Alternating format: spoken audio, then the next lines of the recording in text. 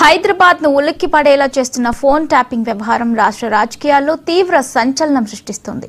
ఈ కేసులో బీఆర్ఎస్ నేతల మౌనం అనేక సందేహాలకు తావిస్తుంది.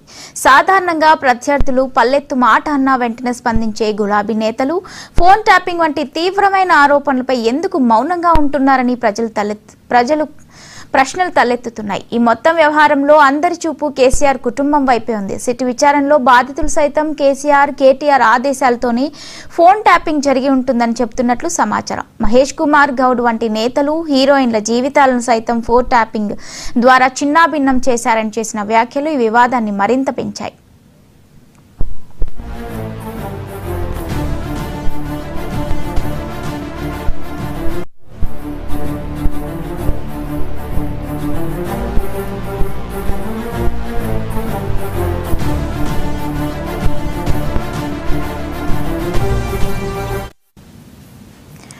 ఫోన్ ట్యాపింగ్ లో సిట్ విచారణ దూకుడుగా కొనసాగుతున్న బీఆర్ఎస్ నేతలు మాత్రం పాలుపోని పరిస్థితిలో ఉన్నారు. కీలక నేతలు స్పందించేందుకు నిరాకరిస్తుండటంతో గమనార్హంగా ఉంది.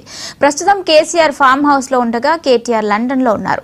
హరీష్ రావు బనకచర్ల అంశంపై మాత్రమే మాట్లాడుతున్నారు. చెన్నూరు పాలకుర్తిలో వార్ రూముల ఏర్పాటుపై బాల్కా సుమన్, ఎర్రబెల్లి దయాకర్ రావు మోహం చాటేస్తున్నారు. ఈ ఫోన్ ట్యాపింగ్ వ్యవహారం ముఖ్యంగా హీరోయిన్లు, మహిళా యాంకర్ల ఫోన్లు ట్యాప్ చేయడమే అని ప్రజల్లో తీవ్ర చర్చ జరుగుతోంది. క్షేత్రస్థాయిలో బీఆర్ఎస్ పార్టీ తీవ్ర వ్యతిరేకతను మూటగట్టుకుంది.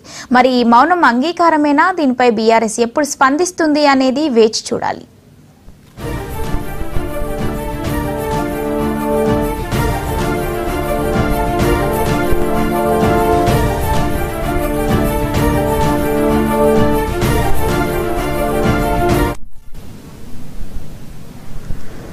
హైదరాబాద్ ను ఉలిక్కి పడేలా చేస్తున్న ఫోన్ ట్యాపింగ్ వ్యవహారం రాష్ట్ర రాజకీయాల్లో తీవ్ర సంచలనం సృష్టిస్తోంది.